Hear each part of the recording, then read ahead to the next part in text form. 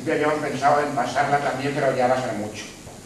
Porque, bueno, yo creo que es más interesante que hablemos, más que ver otra película. Máxime que la podéis ver esta noche mismo si queréis. ¿Está colgada en los sitios o en YouTube? En nuestro canal de vídeo está todo. Yo tengo una pregunta que me deja un poco así perpleja, porque yo tenía... No tengo mucha información sobre la realidad árabe y todo esto. Entonces yo Al Jazeera, a mí siempre me pareció que era una cadena, pues hombre, no sé, con un tratamiento distinto a la que estamos acostumbrados aquí. Menos, vamos a ver, menos, que desinformaba menos que las que tenemos aquí, por lo que aparece aquí es otra más. Peor. Pero ha cambiado, porque yo recuerdo, por lo menos en cuanto a Palestina, por ejemplo, el tratamiento era distinto y eso sí que me ha dejado un poco, bueno, y Arabilla también. Yo estuve en Madrid en una presentación de Al Jazeera.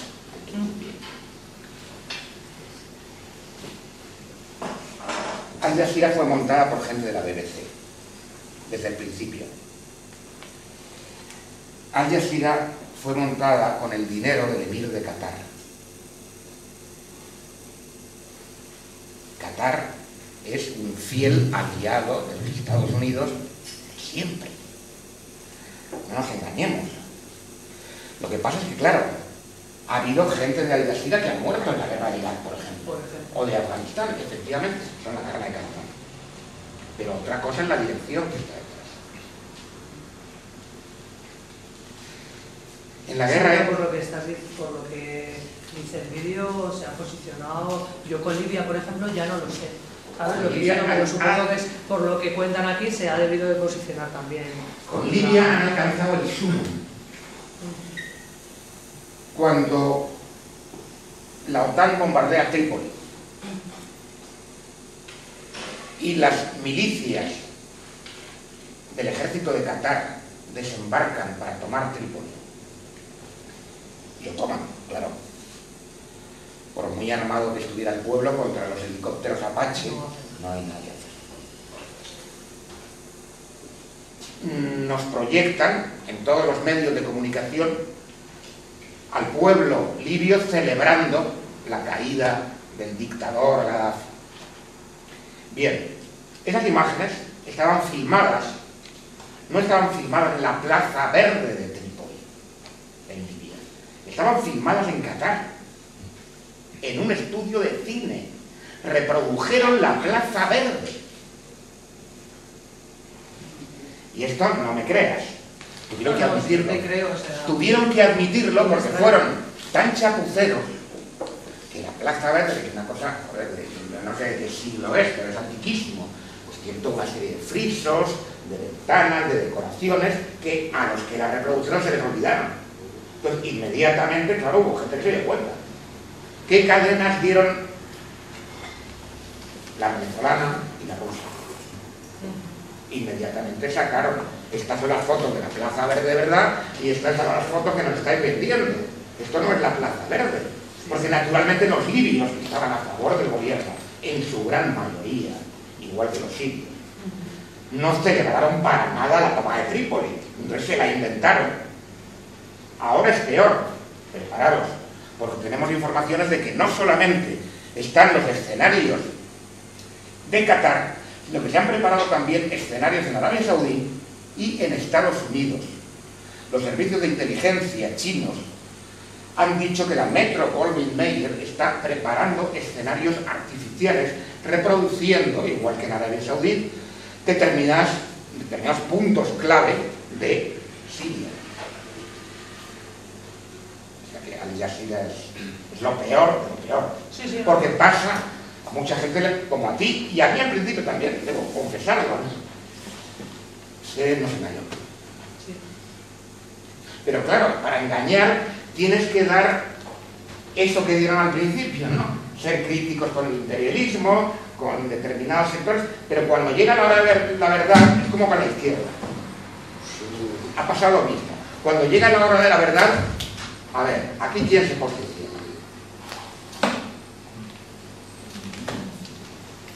¿Nos podrías aclarar un poco qué intereses tienen allí para cometer esto? Siria. No, los que han cometido esto. En la segunda parte del vídeo acabo explicando eso. Concretamente esta masacre. Esta. La masacre no tiene, demostradamente, no es un daño colateral. Bueno, hay un bombardeo, hay un combate y, joder, pues mueren niños, y mueren civiles, y mueren mujeres, y ancianos, y burros. Aquí no. No había ningún combate. Fueron directamente a por ellos. Es decir, no era un daño colateral, no era un objetivo estratégico, no había un interés militar, demostradamente. Si además llevaban desde diciembre con la ciudad tomada, los rebeldes. ¿Lo habéis visto? ¿Qué sentido tenía hacer eso? Pero, Un momento. ¿Petróleo? ¿Eh? ¿Petróleo? ¿Qué? No. Me centro en esto. Pregunto, ¿qué sentido? Ahora yo os pregunto a vosotros. ¿Qué sentido podría tener perpetrar semejante barbaridad, teniendo en cuenta que no había batallas, no había objetivos estratégicos? ¿Qué pensáis? Justificar la invasión. Provocar una intervención. Que fue lo mismo que hicieron en Yugoslavia. Sí, es exactamente. Como en Raqqa. Es exactamente. Matanza tras matanza. Pero fijaros que en realidad esos niños murieron para que el Consejo de Derechos Humanos de la ONU hiciera un informe condenando a Assad, que han utilizado todas las televisiones y todos los periódicos y todos los medios en Occidente. Por lo tanto, el Consejo de Derechos Humanos es cómplice de eso. Todas las televisiones y todos los medios de comunicación son cómplices de la muerte de ese tipo. Y eso hay que dejarlo y tenerlo muy claro. No sé si te contesto. En cuanto a esto, es evidente que la masacre es para justificar la invasión, pero ¿por qué quieren invadir? En plan general. ¿Por qué Siria? Siria es un caso aislado. Y hay, desde hace muchos años, hay un plan de remodelación de todo Oriente Medio, que es un hecho. Ha habido sucesivos planes. Oriente Medio es una de las zonas del planeta más rica en hidrocarburos. Los hidrocarburos se están acabando. El pico de petróleo, la mayor parte de los expertos mundial, el pico de petróleo mundial globalmente, se alcanzó en la primera década de este siglo, según expertos independientes. Yo no soy un experto, pero me lo creo. Es decir, que estamos aquí. El petróleo, el gas, los hidrocarburos son la sangre de este sistema. Esta sociedad no funciona sin hidrocarburos. Desde hace más de 100 años, tampoco tanto. Bueno, ese es el principal interés. Siria, diréis, bueno, Siria no tiene petróleo. Sí tiene petróleo, pero poco. Y se han descubierto recientemente yacimientos de gas. Y se han descubierto recientemente yacimientos de gas en el Mediterráneo Oriental, justamente enfrente de las costas de Siria, enfrente de las costas de Gaza y enfrente de las costas de Israel. Entonces, por un lado están los hidrocarburos. Pero no basta con tener hidrocarburos y apropiárselos, hay que transportarlos. Están las vías de transporte. Siria acaba de firmar un acuerdo con Irán y con Irak para transportar el gas desde Irán, del Golfo Pérsico, a través de Irak, a Siria y al Mediterráneo. Eso jode todos los proyectos occidentales, por un lado. Por otro lado, ¿os acordáis en el 2006 de la guerra del Líbano, cuando Israel bombardeó el Líbano? Volvemos a tener lo mismo. Ese mismo mes, que era concretamente junio, ese mismo mes se inauguró el oleoducto BTC. B es Bakú, Tiflis, Ceyhan. es decir, Azerbaiyán, Georgia, Turquía. Con lo cual los recursos de la zona del Caspio se ponían en el Mediterráneo, además al lado de una base americana, para protegerlo. Bien, ese oleoducto que está considerado, algunos dicen que es el más importante del mundo, es un oleoducto estratégicamente importante. Los israelíes tienen el proyecto de prolongarlo y conectarlo con el oleoducto Transisrael. Si imagináis en el mapa de Israel, es desde arriba abajo. El Transisrael ya está hecho. Cruza Israel y desemboca en el Mar Rojo. Es decir, en el Mar Rojo es abrir el camino hacia Asia. Hay un problema, si os acordáis de la geografía de la zona. En medio está el Líbano y en medio está la costa de Siria. Así que una de dos, ahí hay que cambiar algo, hay que mover piezas. Por otro lado, Siria, hay que reconocerle que siempre se ha opuesto al imperialismo, apoyado a los palestinos. Siempre, no a veces. Y ha mantenido con gobiernos más o menos dictatoriales, yo en eso no me voy a meter, pero de cara al imperio ha estado siempre enfrentado y se ha negado a entrar y a someterse.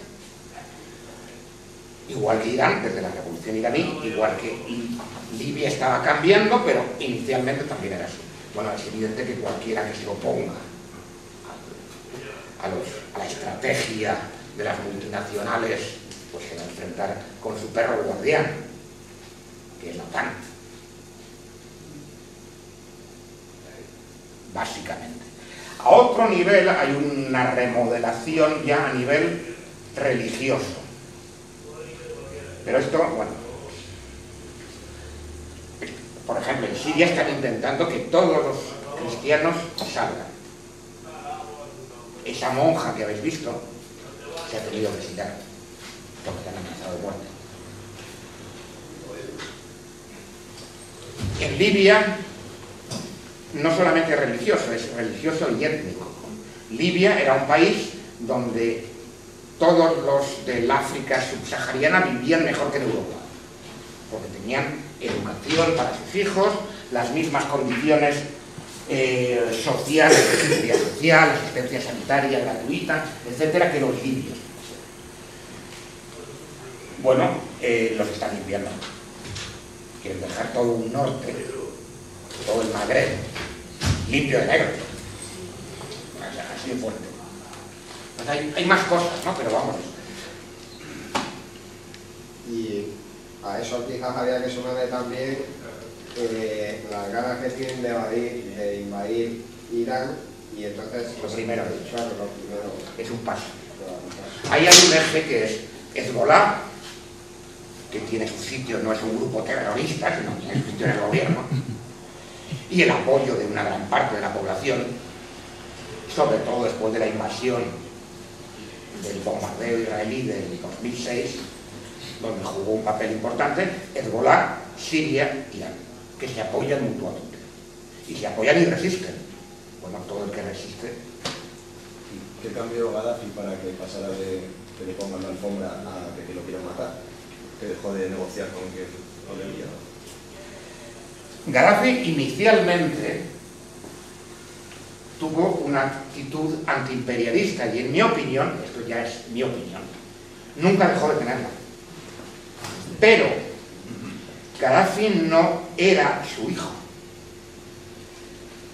Saif al-Islam, que empezó a hacer concesiones, esto venía del hijo sobre todo, y Gaddafi más de una vez le había dicho: te estás equivocando. Concesiones ampliantes. Saif al-Islam, en una entrevista que publicamos, quería convertir Libia en la Suiza de África. Gaddafi desde el principio tuvo el proyecto, igual que Nasser, de unificar toda África, hacer una moneda para África. Y eso no eran ideas. Si África consiguió tener un satélite de comunicaciones africano, fue porque Gaddafi puso el dinero, la mayor parte del dinero. ayudó a proyectos agrícolas para el desarrollo de Mali, que ahora se iba a tomar por culo, claro, evidentemente. O sea, y los africanos lo saben, los africanos la gente, no las élites corruptas que se acuestan con la gente de Washington. Además, hay que tener en cuenta una cosa. En el 2001, cuando se produce el autoatentado del 11 de septiembre, el general Wesley Clark se encuentra con un alto mando del Pentágono, se encuentra con una lista de 7 países a atacar en los próximos años. Esto hemos publicado su entrevista donde él lo dice. Libia estaba en esa lista. Y eso, naturalmente, Gaddafi lo sabía. Y sabía que no tenía nada que hacer frente a la potencia de fuego estadounidense o de la PAN. Empezó a hacer concesiones. Pero yo creo que nunca abandonó esa idea de la independencia africana, de la moneda africana. Quiero preguntarte por qué no lo mataron antes. Bueno, lo mataron, bombardearon con la excusa del atentado de Lockerbie, que no fueron los libios, según yo creo, según sé. Le bombardearon y mataron a una hija suya, para Rucasi. Lo intentaron, sí. Más de una vez lo han intentado. De todas formas, todo el mundo habla muy mal de Gaddafi, pero pocos se han leído el libro verde que escribió. Está en internet, leeroslo. Es pequeñito. Cuando lo leáis, pensar si realmente era un loco. Bueno, lo que pasa es que ¿O yo no? estoy muy de acuerdo contigo, lo que pasa es que la última etapa también ahí desvarió un poco. Yo creo que es lo que, para por lo menos la gente de la izquierda, como que ahí se nos cayó un poco el... Yo, por ejemplo, sí, Pero creo que era en parte muy... nosotros vemos los toros desde la barrera, mira. Sí, que sí, Cuando sí. sabes que están en una lista y que la lista empieza por Afganistán, ¡fua! Afganistán se acabó. Sigue Irak, ¡fua! Irak se acabó. Bueno, pero Irak, por ejemplo, mantuvo una posición un poco más... No, me sale el calificativo digno, que no sé si realmente es el que corresponde, pero, ¿sabes? Saddam Hussein, pues bueno, tenía otro tipo de actitud. Este hombre, yo me acuerdo de la última visita que hizo aquí. ¿Sabes? Yo creo que al final, incluso yo sí me he leído el libro verde. O sea que... Y por eso mismo a mí, en esa última etapa, me dejó un poco... Yo creo que ahí degeneró un pelín al final. Pero le sigo reconociendo todo lo que has dicho tú. ¿Cómo actuaríamos si sabes que tu país va a ser convertido en mierda? Que sí, no... Y que estás en la lista y que Bueno, empiezan a caer de la en esa lista estaba Venezuela también, No, ¿no? en la lista que del general Clark no está Venezuela. No estaba. Son 7 países de la zona de Oriente. De la zona. Está Sudán, que aún no la han atacado, no Siria. ¿Estaba Egipto? No, Egipto no está. Déjame hacer memoria. Somalia, Siria, Irak. Irán.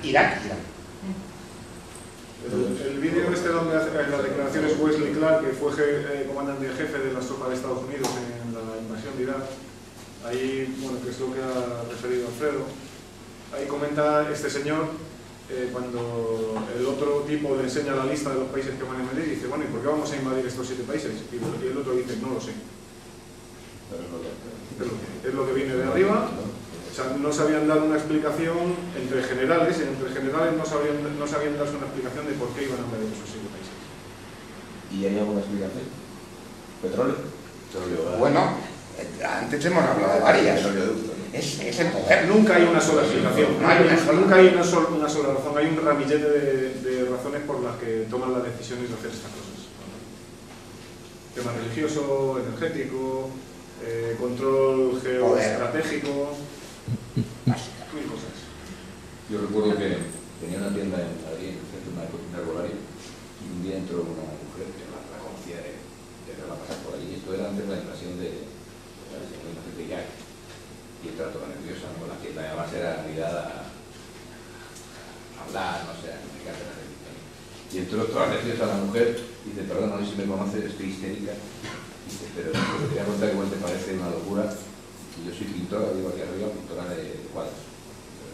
Y viajo mucho a Estados Unidos y normalmente nos juntamos artistas, gente así, y nos juntamos siempre a cenar o a comer en casa de los Rockefeller, ¿no?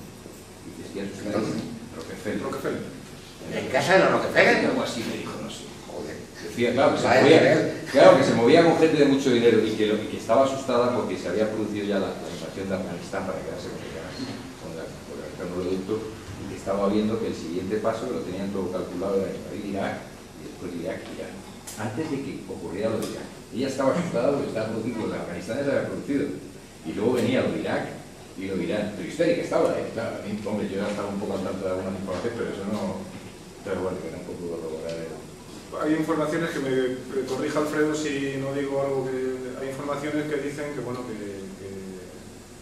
el invadir Afganistán, perdón, entre otras cosas fue porque el gobierno talibán no quería formar parte del Fondo Monetario Internacional. Luego, otra razón, poner en marcha otra vez el tráfico de heroína, que los talibanes acabaron con él. En el último año lo cortaron. Lo cortaron por completo y de nuevo con la invasión de Estados Unidos a Afganistán otra vez se ha puesto en marcha la producción de opio y el tráfico de heroína por todas partes del mundo. Y el oleoducto. El oleoducto de Unocal, que primero se acordó con Bridas, una compañía argentina, fue la primera que hizo los acuerdos en Afganistán. Ese oleoducto de llevar también los recursos de toda la cuenca del Caspio, atravesando todo Afganistán, atravesando luego todo Pakistán, hasta el Golfo de Omán, otra vez la salida a Asia, el mismo juego que el de los israelíes con el Transisrael. Bien, ese oleoducto lo acordaron con los talibanes. De hecho, Estados Unidos puso en el poder a los talibanes. Eso ya está completamente demostrado. Pero no se pusieron de acuerdo. Los invitaron a Estados Unidos, etcétera, pero no se pusieron de acuerdo. Y los talibanes lo que hicieron pues fue cerrar el grifo del opio. Caso insólito en la historia de las drogas y del tráfico de drogas en el mundo. En un año redujeron el cultivo de opio en un 90 y tantos %. Así. Al año siguiente,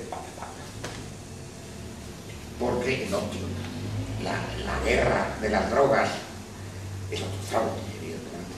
Las drogas son un arma, lo han sido siempre. Aparte de que son el origen de la mayor parte de las fortunas del Imperio Británico del siglo XIX. ¿Les queda algún contrincante a esta gente? Todos nosotros, 7.000 millones. Para eso estamos aquí, yo creo. 7.000 millones, tío. Más de 7.000 millones. Llevan siglos con esta Lo que pelea. pasa, Alfredo, a mí se me plantea un problema ético y moral tremendo, ¿no? Porque yo me horrorizo, yo soy un horrorizo. O sea, cómo hay gente, hay seres humanos que son capaces de hacer esas cosas. Se degollaron un niño, claro. Pues a mí me parece eso increíble, ¿no? O sea, ¿cómo podemos luchar nosotros con esa gente que es capaz de hacer eso? Bueno, pero no son los de a pie, eso es la carne de cañón. Sí, pero hay gente en el mundo que es capaz de hacer eso, o sea, hay mucha gente, ¿no? Y esa gente son gente pagada.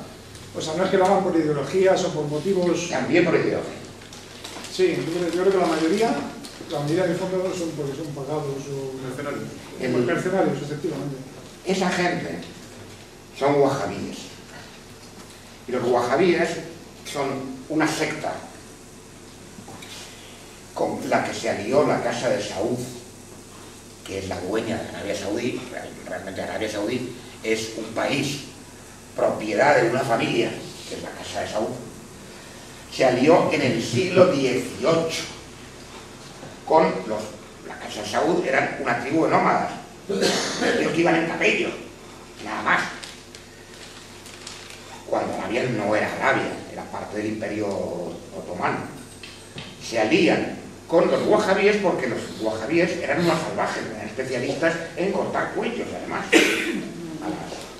igual que están haciendo ahora. Se alían con esa gente. Hasta tal punto eran salvajes, o sea que hay también una historia de ideología y de religión, porque son de los que hay que cortarse el cuello a todos los que no piensen como nosotros, en resumen, ¿no?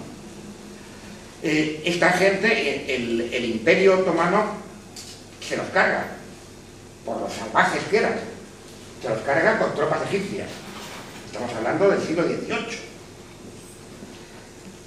Y prácticamente los inactivos, digamos, ¿no? Hasta que llegan los ingleses, en el siglo XIX. ¿A quiénes cogen como aliados los ingleses? A lo peor de lo peor, a estos. A la casa de Saúl, aliada con los wahabíes. Aparte de eso hay otra cosa, no sé si os habéis fijado en alguna de las fotos, de las caras de ellos. Está claro que hay un consumo de drogas. Ellos, además ha habido gente de ellos, concretamente una mujer, que hizo declaraciones de que ellos son muy estrictos en no beber alcohol, etcétera, pero toman drogas químicas. Y están alimentados con drogas químicas.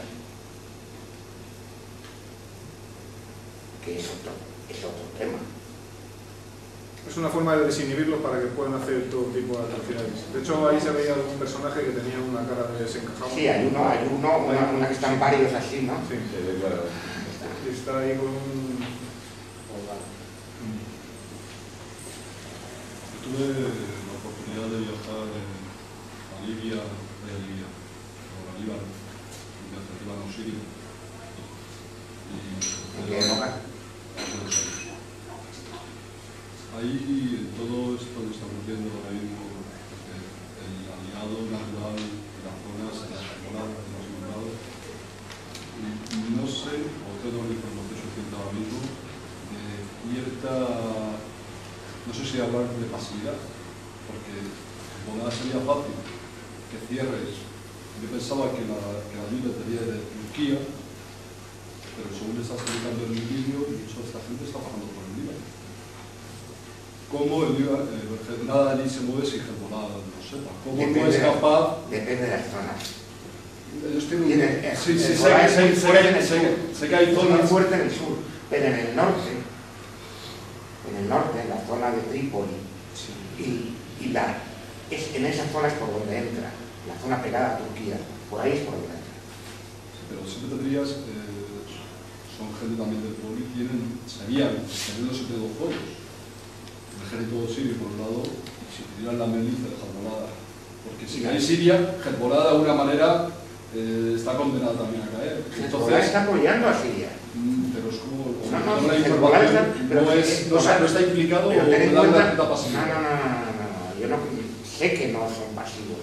Hezbollah está defendiendo a Siria y el ejército, o por lo menos una gran parte del ejército del Líbano también, si no nos explicarían el que hagan aprehensiones de barcos enteros llenos de contenedores de armas, como han hecho, que venían del Líbano, y de cargamentos enormes. Pero es que ahí hay un juego político, ahí tienes a todo el clan Hariri, el antiguo presidente, que fue los que lo asesinaron, sin duda Israel, para echarle la culpa a los sirios. El Hariri tiene a su hijo es un terrorista de cuello blanco, es un multimillonario aliado de Arabia Saudí y que utiliza los grupos wahabíes en colaboración con Arabia Saudí dentro del Líbano. Y hay sectores del norte donde tienen mucha fuerza, tienen muchos militantes que son, igual que estos.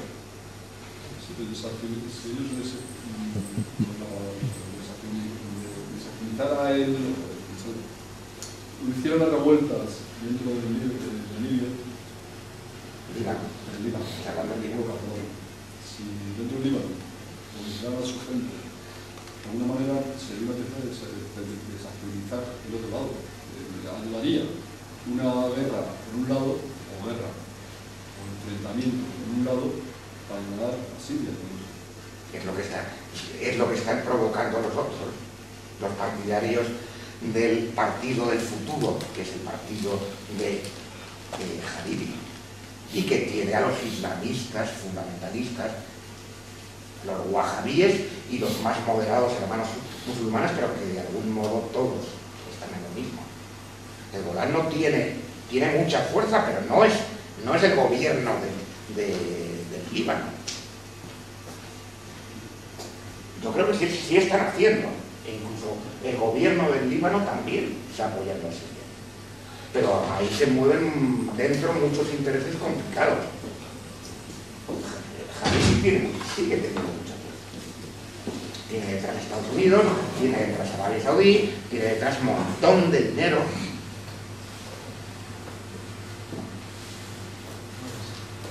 De hecho, el Líbano se puede convertir en uno de los objetivos de futuro. No, es que lo es. Es que lo es. Simplemente por... El mapa de Peters, que es un coronel del ejército estadounidense, es uno de los muchos mapas posibles, no sé qué sea ese. Pero, por ejemplo, me viene a la cabeza ese mapa porque en ese mapa Siria deja de tener costa. Le quitan la costa a Siria.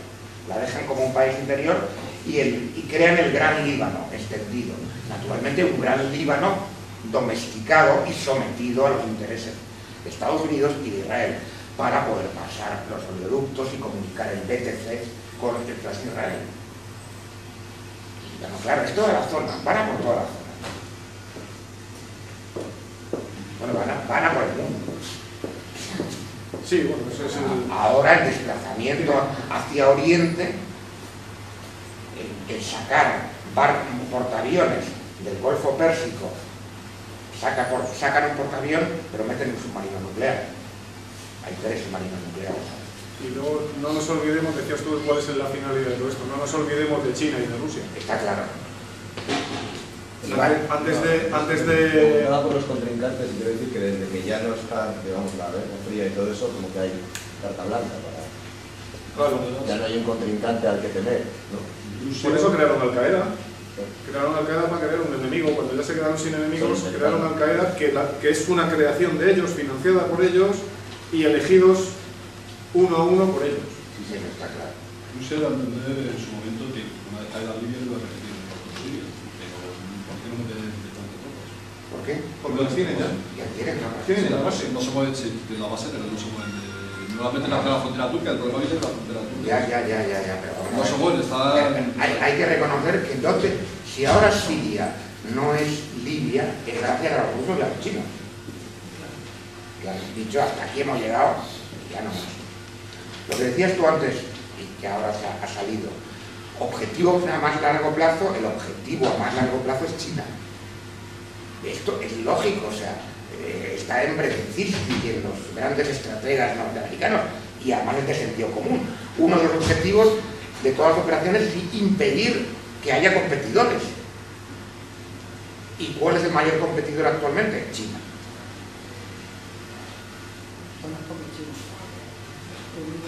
No son aliados, ¿no? ¿Eh? No son aliados. ¿Quién?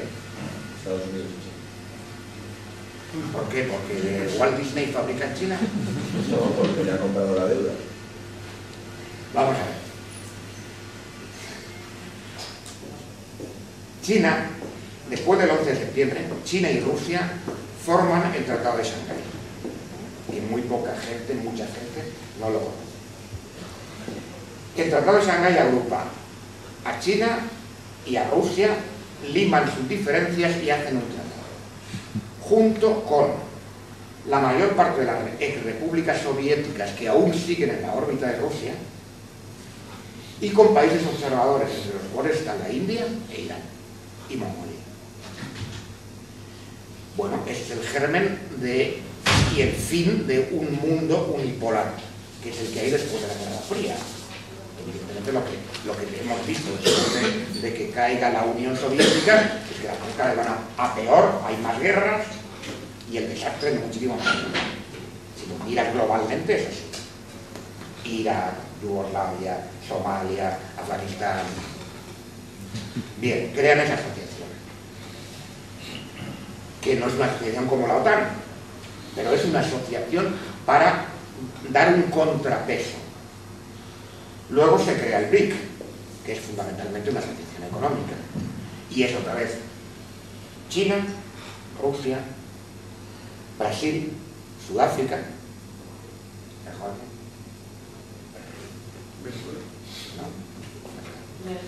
y el BRIC y el Tratado de Shanghái van en la misma línea de oponerse a un mundo unipolar. Independientemente de que estés o no estés de acuerdo con la política china o la rusa, o tú o yo estoy de acuerdo con que no hay nada peor que un mundo unipolar y más en manos de ese tipo. La prueba mirar lo que hay. Por lo tanto, yo creo que hay que apoyar eso a nivel vital. Tú dices, China, el tema de China es...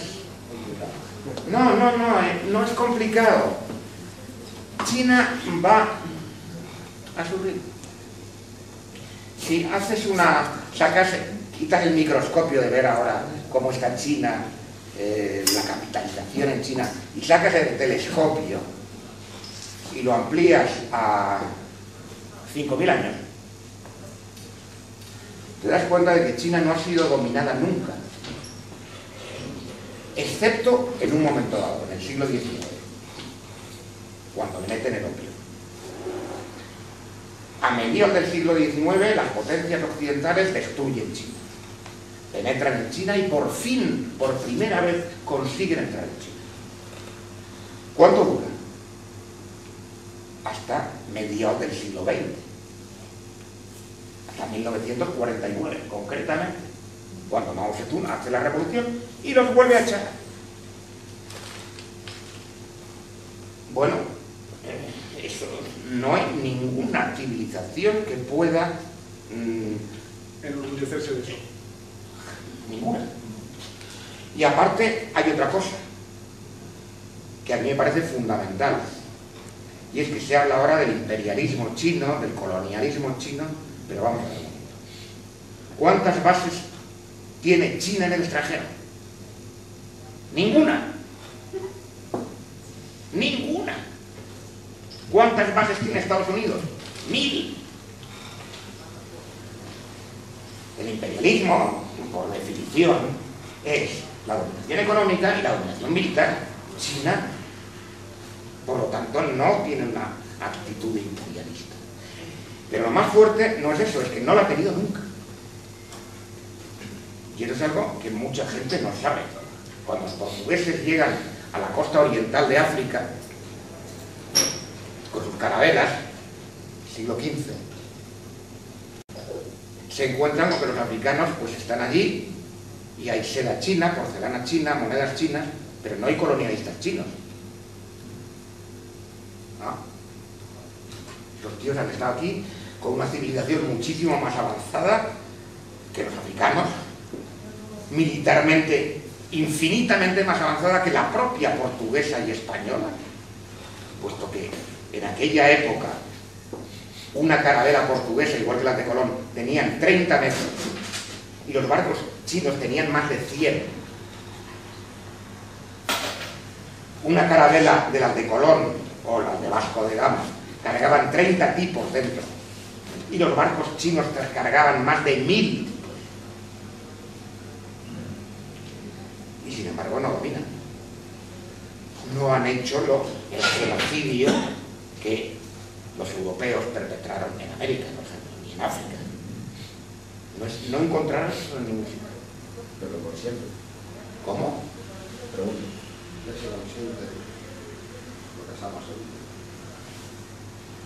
Bueno, gracias a los chinos no tenemos Siria como Libia ahora. ¿Hasta cuándo van a poder hacerlo? No lo sé. Depende. Pero es otra actitud que muchas veces pensamos o nos hacen creer más bien que todas las civilizaciones se han comportado igual, y eso es mentira. Eso no es verdad.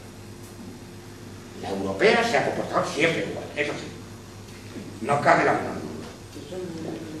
Y lo siento, aunque somos europeos, pero hay que joderse y reconocerlo. Pero ese no es el caso de las civilizaciones de América. Ese no es el caso de la civilización china. Sin embargo, China, una entrevista que hicieron a Lula hace ya tiempo, decía que los que Brasil empleaba mano de obra africana, que compraba empresas en África, no se quedaron empresas en África, pero lo que estaba haciendo China era quedarse con la mayor parte de la industria africana y estaba utilizando mano de obra china, que le parecía un demasiado. Pero no hay dominación militar. Hay acuerdos y siempre dejan algo. No es lo ideal. Pero entre una cosa y otra, ¿tú con qué te quedas? ¿Con que entren en tu país a golpe de misiles Tomahawk con cabezas radioactivas o con que hagan acuerdos económicos y encima te dejen carreteras y ferrocarriles? Joder, está claro. Que de eso no hemos hablado y es otro tema, las armas que usan en las guerras. Eso no se lo dicen a nadie. Hasta la munición de los fusiles de asalto llevan cabezas de uranio empobrecido. Mal llamado. Mal llamado empobrecido. ¿Para qué? Para penetrar cualquier chaleco, cualquier blindaje. Absolutamente toda la munición que se utiliza en las guerras modernas, sobre todo las guerras organizadas por Occidente, llevan munición con uranio. Y ese uranio es contaminación radiactiva que se pasea por todo el mundo. Eso hay estudios muy buenos de Yugoslavia. Sí. Y en Irak también, de malformaciones. Alfredo tiene estudios muy buenos sobre Irak, sobre las malformaciones en niños que nacieron después de la guerra y es una atrocidad brutal. Otra cosa que quería apoyar es una cosa que, bueno, pues que es como consecuencia de esta crisis. Yo no sé si la crisis es impuesta o interpuesta o creada o artificial o no, pero una de las cosas que más daño está haciendo ahora mismo a Occidente, a los países occidentales, es que buena parte de la producción de las manufacturas del mundo se están haciendo en China. Eso Occidente se ha dado cuenta que eso ha sido un error, ha sido un acierto económico para las multinacionales y para las grandes empresas, pero es un error a nivel general para los países occidentales.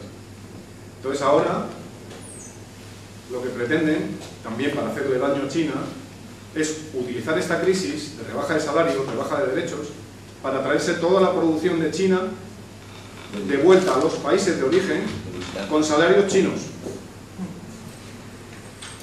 Eso no lo perdamos de vista tampoco. Para debilitarles. Aparte de para debilitarles, recuperan la producción, se la traen a sus países, empiezan a darle trabajo a todo el mundo, pero de 400 euros. ¿Vale? Eso es otro factor añadido a la crisis y a todo este operativo que hay occidental para menoscabar la fuerza de China. China es el mayor importador y el mayor exportador del mundo. Entonces la economía hoy por hoy casi funciona alrededor de China. Y el mayor importador de hidrocarburos ahora. Pues claro, el objetivo, lo que hablamos antes, el objetivo final, esto es un camino que van dando pasitos, van quitando aliados de todos estos países, van controlando geoestratégicamente zonas y aparte el objetivo final, China y Rusia, claro, porque son mercados que les interesan, lógicamente. Pero ahora mismo parecen coleguitas. ¿Cómo?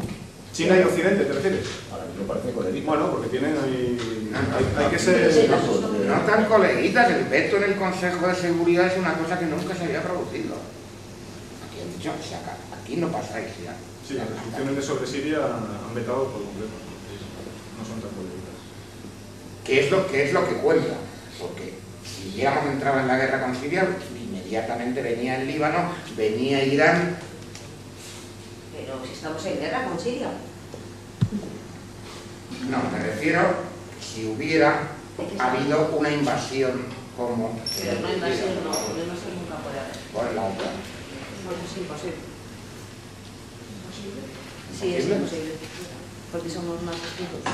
¿Cómo? Que somos más listos de todo eso. No podemos recapitalizar todo el sistema. Entonces tiene que haber una oportunidad.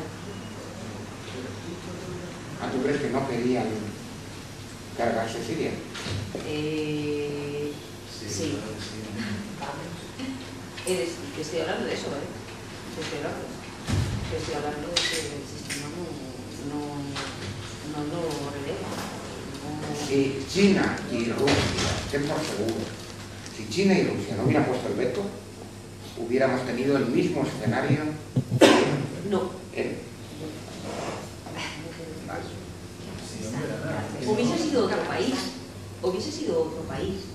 Pues eso es lo que está diciendo otro país. ¿Qué había diferente en Irak, por ejemplo, ahora? En Irak. Irak ya está pasado de moda.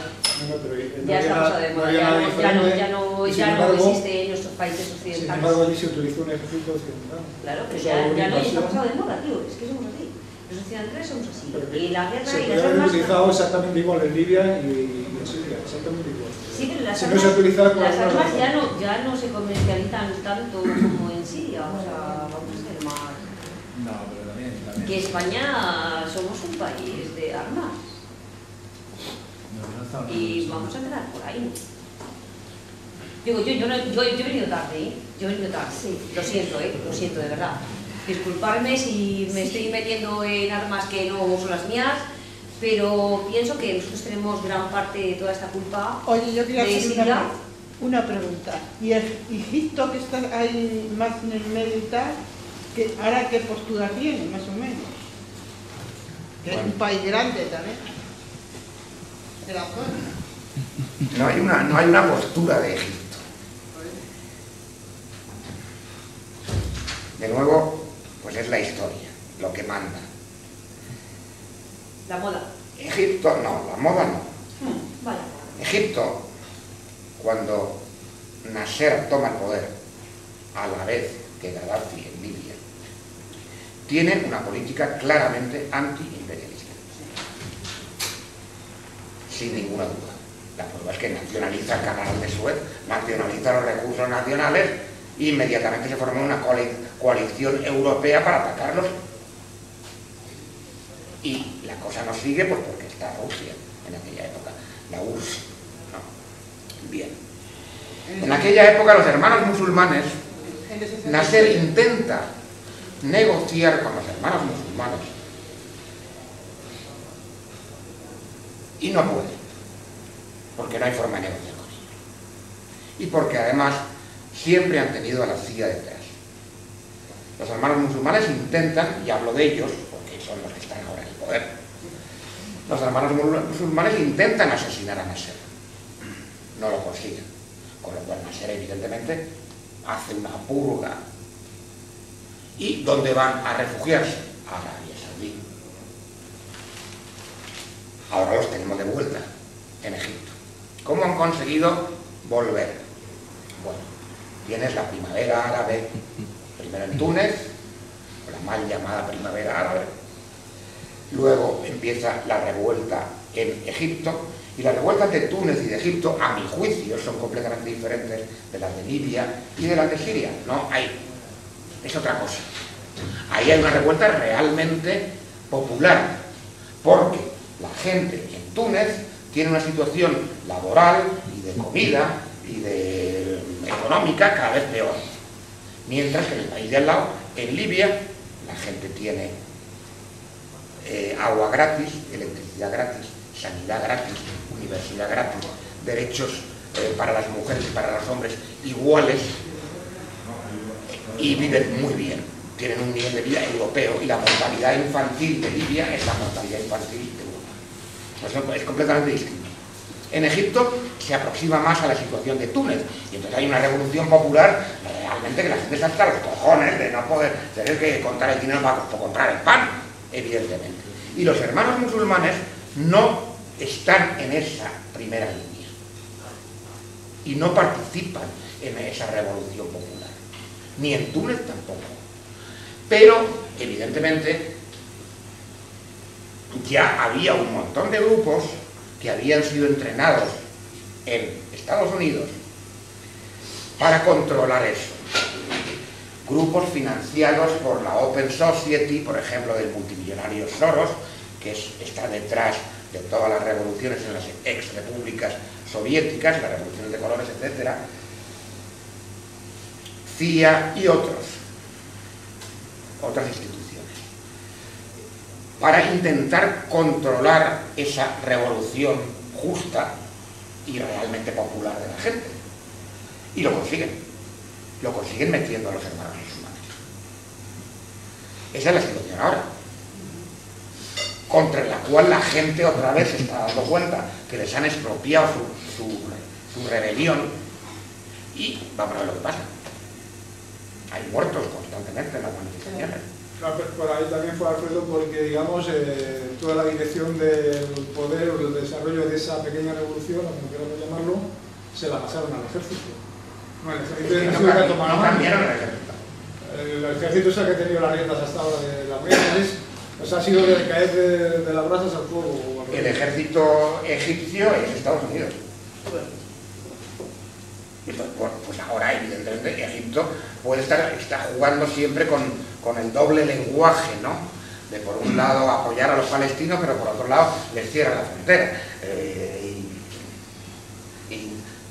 Protesta porque bombardean Gaza, pero recibe a Hillary Clinton a los 2 días. Pero ese es el gobierno egipcio, no es la gente. Siempre tenemos que acordarnos de que la gente no son los gobiernos, afortunadamente. La gente en Egipto, igual que en Turquía, dices, Turquía es que está apoyando, pues la gente de Turquía está haciendo manifestaciones contra el gobierno turco y contra el apoyo que Turquía, como buen miembro de la OTAN, está dando a Occidente en contra de Siria. Una cosa es la gente, otra cosa es el gobierno. Son los pueblos. Diferentes los pueblos, diferentes los dirigentes. No sé si te contestaba lo que... Sí. No, yo es que estuve hace ya mucho tiempo y cuando ocurrió lo de Israel-Egipto, cuando mataron la guerra de los 6 días, yo fui unos años después y estuve allí y la gente que vivía, estuve en el cementerio y vi la gente que se tuvo que ir a Egipto porque claro, como bombardeados, estaban viviendo, y yo sería en el año 70 y vivía Franco, pues sería 74, 75, y fui, y la gente todavía vivía en las tumbas del cementerio, que eso a mí me impresionó mucho. Estoy allí y es que eso lo vi y es que digo, ¿cómo pueden vivir ahí familias enteras en los panteones que había y todo? Y que me había pasado años y es que todavía vivía, que no me extraña que la gente en Egipto, y yo vi un poco la gente mucho mejor ahora mismo que ahora como están y todo eso, y sí que me impresionó bastante cuando estuve ahí. Y a los niños, vamos, eso me llegó a la mano, ya hace ya muchos años. Luego he ido a otro país y también he visto, pero diferente. Pero en Egipto sí eso sí que me acuerdo. Yo de ver a los niños allí en las tumbas y viviendo. Es que vivía allí familias enteras, en los cementerios. Perdona, Y yo creo que el todo... Si tuvieras, no vas a pedir que seas adivino, ¿no? Pero si tuvieras que aventurar un poco cómo puede acabar el conflicto, ¿cómo lo ves? ¿Cómo se va a desarrollar? Entiendo que eso nadie tiene una bola para adivinarlo, pero ¿qué impresión tienes? Mira, la verdad es que yo no me ocupo mucho de esto. La mayor parte de mi actividad está centrada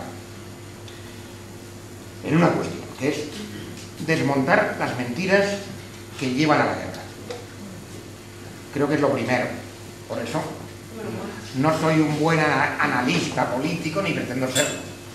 Porque lo que más me interesa es desmontar mentira por mentira. Porque entonces no habría guerras. Claro. Por eso este trabajo sobre Jula, otro que viene, y el desmontar en otro vídeo que os recomiendo que veáis, la Comisión de Derechos Humanos de la ONU, que es una pieza de la guerra fundamental, aunque aparentemente defienden los derechos humanos, en realidad es todo lo contrario. Pero bueno, con eso no quiero no contestarte. Claro que tengo mi opinión, pero como la puedes tener tú. Pero no es... Por ejemplo, ahora mismo... Bueno, ahora mismo, perdona, ahora mismo, está claro que los rebeldes han fracasado. La gran ofensiva de Damasco, que iba a ser la hostia, donde importaron mercenarios desde Irak, desde Jordania, desde Líbano, Turquía. Fue la máxima concentración en agosto que hubo. Fracasó. La operación Volcán de Damasco. No pudieron. De ahí en adelante ha habido derrota tras derrota. Me refiero a derrotas militares, no actos de terroristas, claro. Si mandas a un tío con un coche bomba, pues eso. Pero cada vez hay más actos terroristas y menos operaciones militares. Porque, entre otras cosas, también Occidente se está yendo para atrás en la financiación. Y, de hecho, muchos de los grupos que forman parte del Ejército Libre Sirio están muy cabreados dentro. Yo tengo vídeos de manifestaciones contra Francia, por ejemplo, de los grupos de rebeldes dentro de Siria, cosa que antes, para nada, todo lo contrario. Había, cuando se creó el Emirato, el Homs de Baba Ams, un periodo durante unos meses que crearon un emirato dentro de la ciudad. Allí había tropas francesas y de hecho fueron apresadas tropas francesas. Eso está cambiando. O sea, Occidente se está de algún modo distanciando de esos grupos. Es que esto que veis aquí vosotros aquí en un barrio, esto lo han visto millones y millones de personas. No me refiero a este vídeo, sino las evidencias que damos. Las barbaridades una detrás de otra.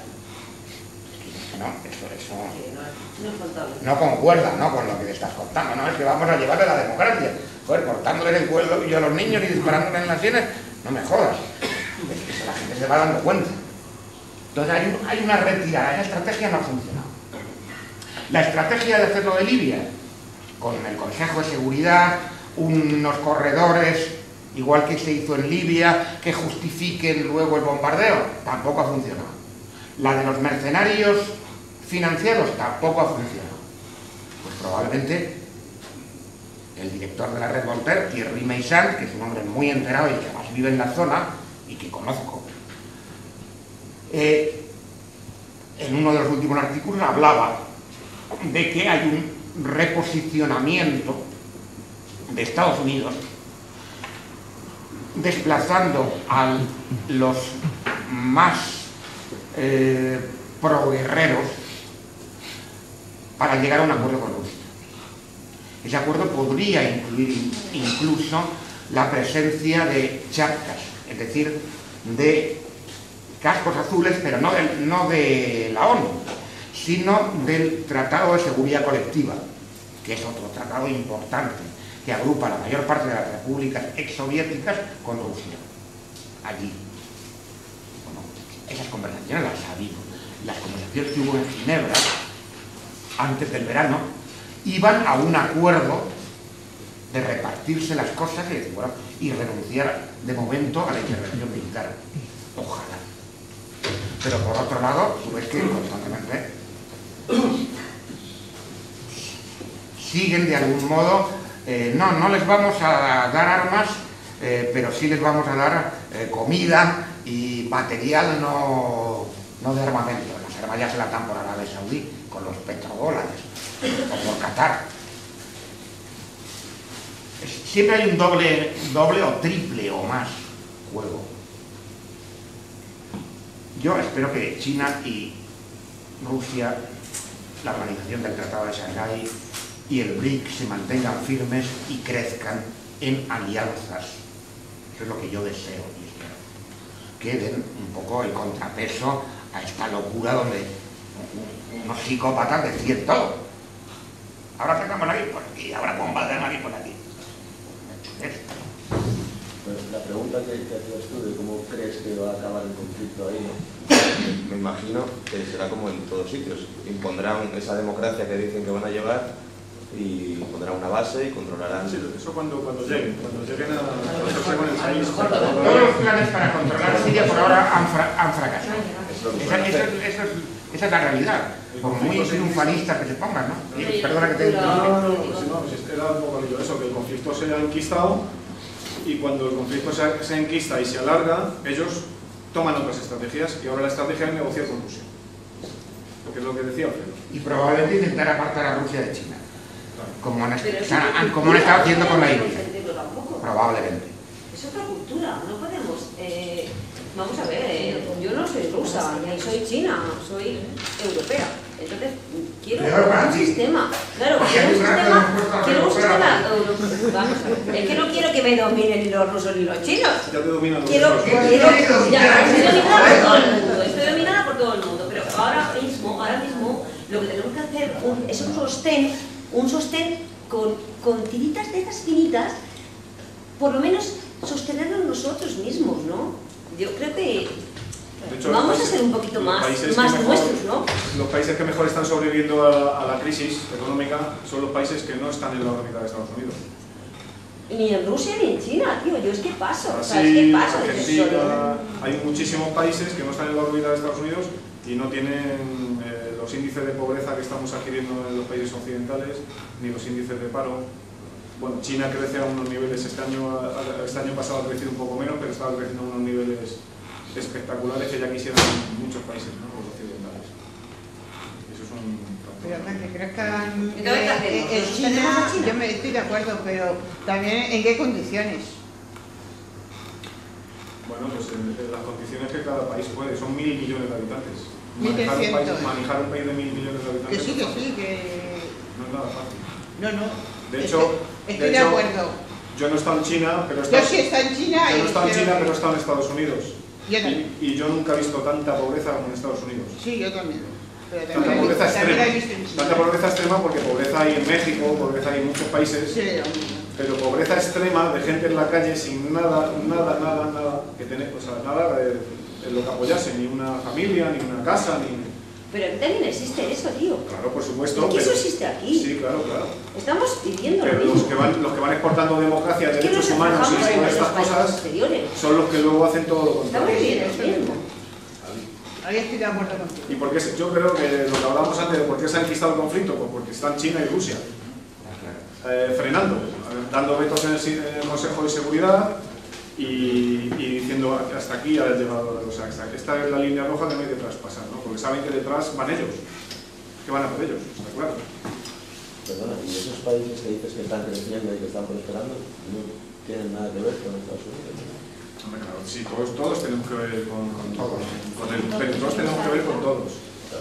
Pero no están en la órbita de súbditos como estamos los países europeos. O sea, no están en ese plan de acólitos. No son tan lameculos como nosotros. Claro.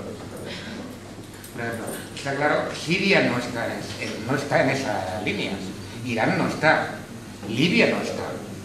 ¿Y España? Por supuesto.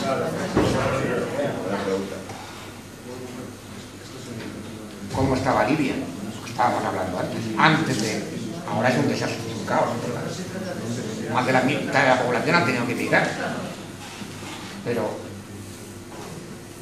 te gustara o no Gaddafi, y te gustara o no que se vistiera con cortinas, como decía una señora una vez, no, es que se viste con cortinas. Bueno, a mí eso no me parece grave, a mí me parece mucho más grave que los africanos se vistan con americana.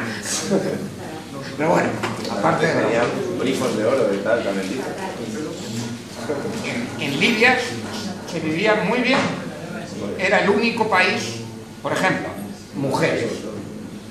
El único país africano donde las mujeres tenían igualdad con los hombres en la escuela. Y eso no es una teoría. En la escuela, número de niños y número de niñas, el mismo. Joder. En un país musulmán.